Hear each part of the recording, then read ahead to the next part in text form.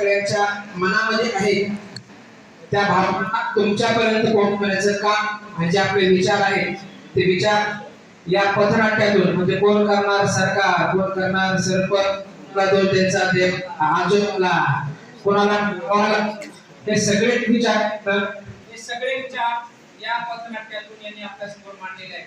तर मला वाटतं यांच्यासाठी आपण एकदा जोरदार टाळ्या वाजवूया. आणि हे पथनाट्य बसवण्यासाठी दर्शन सर यांना मी आमंत्रित करतो की तुम्ही थोडं समोर या सर आणि तुमची टीम पण समोर या.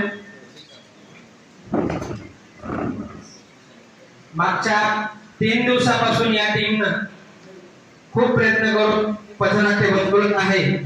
उद्देश एकच आहे की घराघरात हा संदेश गेला पाहिजे आणि घरातल्या प्रत्येकाने किमान 2 झाडे तरी लावले यासाठी दर्शन सर व त्यांच्या टीमचे आपण जोरदार स्वागत करूया.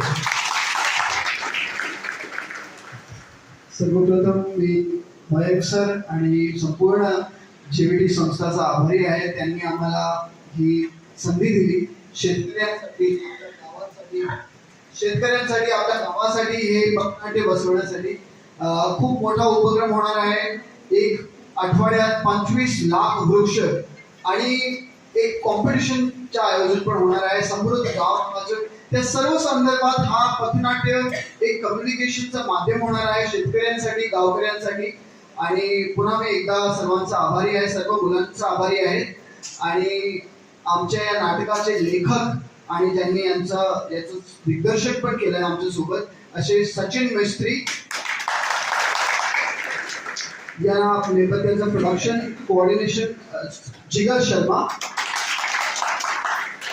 बरेच जीबीटीचे कार्यकर्ते या नाटकात सहभागी होते ज्यांनी आम्हाला सहकार्य केले. याचं संपूर्ण समन्वय शिवलिंग सरांनी केलंय.